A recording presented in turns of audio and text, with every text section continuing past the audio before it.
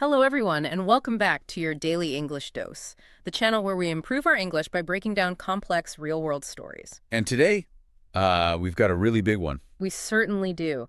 Okay, let's unpack this monumental clash of narratives. Today, we are diving deep into the explosive conflict between Britney Spears and her ex-husband, Kevin Federline. Mm. This all follows the release of his new memoir, You Thought You Knew. Yeah, released October 21, 2025. And this book, it's not just, another celebrity memoir. It's a direct challenge Direct challenge to what, to exactly? the narrative Britney herself established in her 2023 bestseller, The Woman in Me. And really the whole narrative built by the hashtag Free Britney movement. Right, so we're talking high stakes, family drama, money, mental health claims, and a huge battle for public perception. Absolutely. It's basically a dissection of their relationship and everything that happened after, but from his perspective, which, as you can imagine, is quite different from hers. So this is really a perfect example of what we call a he said, she said situation. That's our first phrase to remember today, he said, she said. It's what you use when two people give totally conflicting stories about the same event, and, well, the truth gets murky.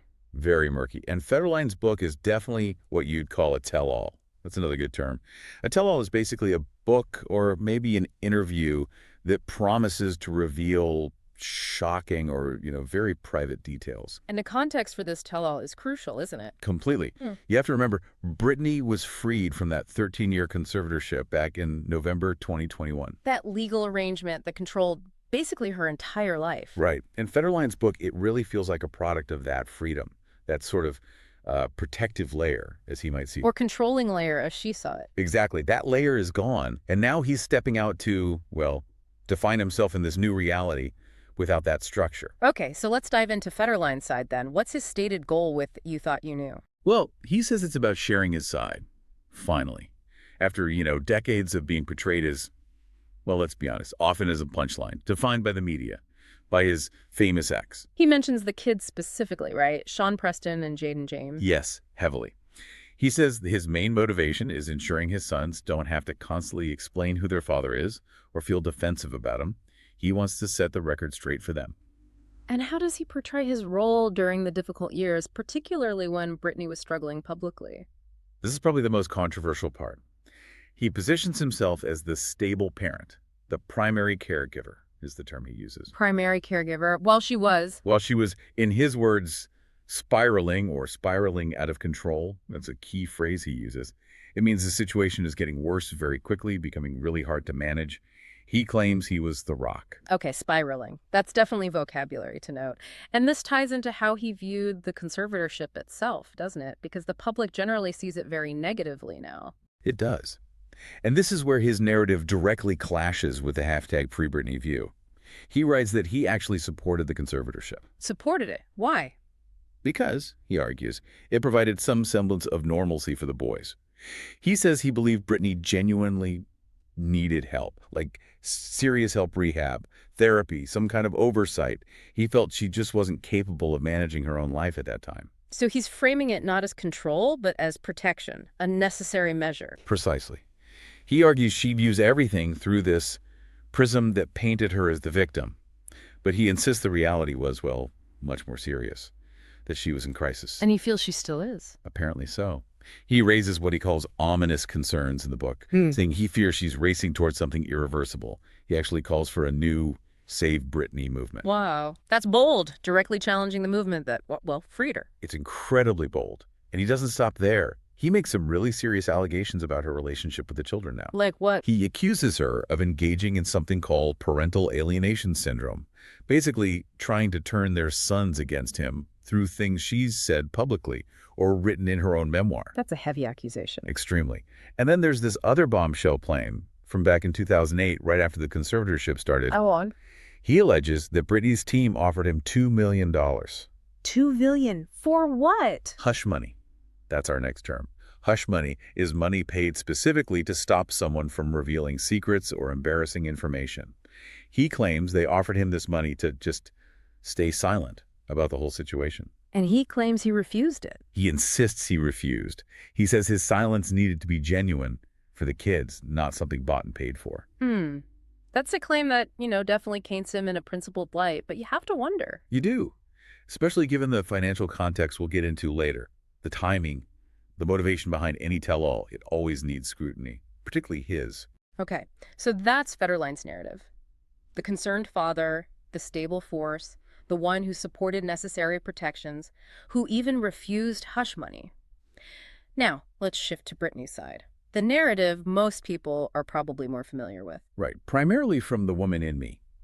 And it's a story of, well, profound trauma and lack of control. That infamous 2007 head shaving incident comes to mind immediately. How does she frame that?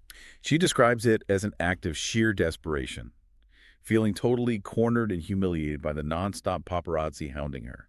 She called it a desperate move by a desperate person, almost like trying to seize control by giving them the shocking image they wanted. And that incident, ironically, was used to justify the conservatorship, which she condemns in the strongest possible terms. Absolutely. She calls the 13-year arrangement dehumanizing Yeah. and abusive.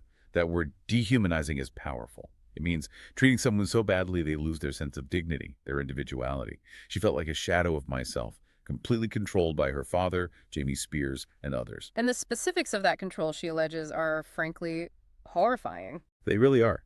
She talks about being forced to work constantly, even when she was exhausted or didn't want to. Being forced to take powerful medication, like lithium, that she said made her feel numb and unlike herself. And the IUD. Yes, that's perhaps the most shocking claim for many. Being forced to have an IUD, an intrauterine device, to prevent pregnancy, even though she wanted to have more children. Which goes right to the heart of, well, basic human rights. Exactly. Yeah. It strikes at the core concept of bodily autonomy. That's our next key idea. Hmm? Bodily autonomy is the fundamental right of every individual to make their own decisions about their own body, their own health care, without coercion or control from others. So you have Federline saying she needed oversight because she was unstable, and Britney saying that oversight became total abusive control, denying her fundamental autonomy. That's the conflict in a nutshell. And she doesn't just blame the conservatorship managers. She points fingers at her exes, too. Both Federline and Justin Timberlake, right? Yeah. Yes. She writes that experiences with both of them seriously damaged her ability to trust people, especially men, later in life. And Federline actually brings up Timberlake in his book, too, doesn't he? In a less than flattering way for Britney. He does. It's a rather gossipy, maybe even petty detail. He claims Britney never really got over Timberlake. He alleges she called Timberlake the night before her wedding to Federline. The night before. Why? Federline claims it was for closure, but writes that Timberlake just sort of lingered like a ghost in the background of their relationship. It feels like an attempt to undermine her narrative, perhaps suggest her emotional state was always fragile because of Timberlake. Adds another layer of complexity, or maybe just messiness. Which brings us inevitably to the money questions surrounding Federline's book. Yeah, you can't really talk about this without discussing the finances. The timing is just very noticeable. Federline received substantial child support from Britney for many years. The figures reported vary, but often cited between $20,000 and $40,000 a month. A significant amount. And crucially, those payments stopped in 2024. When both Sean Preston and Jaden James turned 18. Exactly. And then, almost exactly 1 year later, this tell-all memoir appears. So the accusation from critics and many fans is pretty clear. It is. They see it as a cash grab. That's a great idiom for your English toolbox. A cash grab is a project like a book or movie that seems created purely to make money quickly, often without much care for quality, or, in this case, maybe sensitivity. The idea is he's trying to replace that lost child support income. And how has the book actually been received? Has his attempt to reshape the narrative worked? Overwhelmingly, no. It seems to have completely backfired. Another useful verb. To backfire means a plan or action has the opposite effect to what was intended. Instead of sympathy or understanding, he's faced mostly criticism. So the plan backfired. What are people saying? Sales were reportedly very low initially. The public backlash online was intense. Critics have widely called it exploitative, desperate, even cruel. Any specific commentary stand out? Well, activist James Miller, who was involved in the hashtag Free Britney movement, basically said that exploiting her vulnerability now, when she's still finding her footing, is just really poor timing and taste. Yeah, the timing feels off to many. And Professor S. Mark Young, who studies celebrity culture, predicted the book would likely just die quickly. He argued the hashtag Free Britney narrative is just too powerful, too established in the public mind. People have already decided who the victim and villains are, essentially. So Federline's facing an uphill battle to change minds. How does he respond to these accusations, especially the cash grab claim? He denies any ulterior motive, as you'd expect. He defends himself by saying he's always worked, always been out there hustling, grinding, investing. He argues he stayed silent for years, hoping it would give the kids a normal life. But silence didn't work in his view.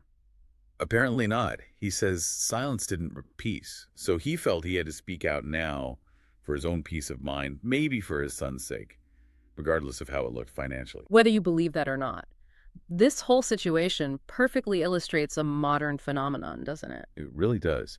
It's a conflict fought not in a court of law anymore, not based on legal findings, but in the court of public opinion.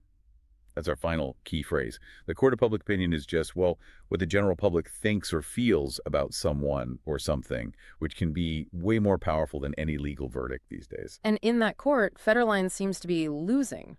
Badly. He's fighting against this incredibly strong, established narrative from the hashtag Free Britney movement.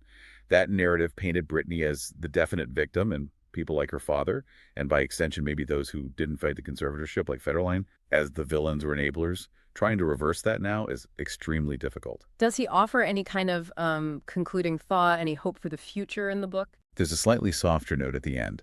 He says his main hope now is that Britney will finally find peace, that she'll manage to take control of her own life on her own terms, though he does add a final jab suggesting the whole saga was built on denial, presumably her denial. So still positioning himself as the one who saw the truth. It's such a tangled web. It really is. Everyone seems to believe they were doing the right thing or the necessary thing, but the result is just more pain, more conflict, all played out publicly. It shows how hard it is to heal when your family trauma becomes essentially public entertainment or a product to be sold. So thinking about our listeners and their English practice, let's quickly recap the key vocabulary we picked up today. Okay. We had he said, she said for conflicting stories. Tell all for a revealing book or interview. Spiraling or spiraling out of control for a situation getting rapidly worse. Hush money. Payment for silence. Dehumanizing, treating someone as less than human. Bodily autonomy. The right to control your own body. The idiom cash grab, making something just for easy money. The verb backfire when a plan goes wrong. And finally, the court of public opinion, where public perception reigns. Excellent. A lot of useful language packed in there. This story really isn't just about celebrities, is it? It touches on deeper themes. Definitely. Who gets to tell the story? Especially when legal frameworks like the conservatorship disappear. And how much does public opinion, shaped by movements like hashtag Free Britney, dictate our understanding of truth?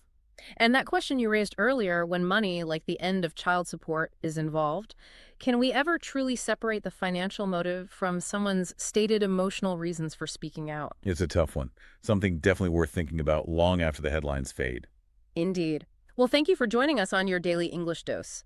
If you found this deep dive helpful for your English practice, please give this video a thumbs up. Your support helps us make more content just like this. And we really want to know, what do you think about this situation?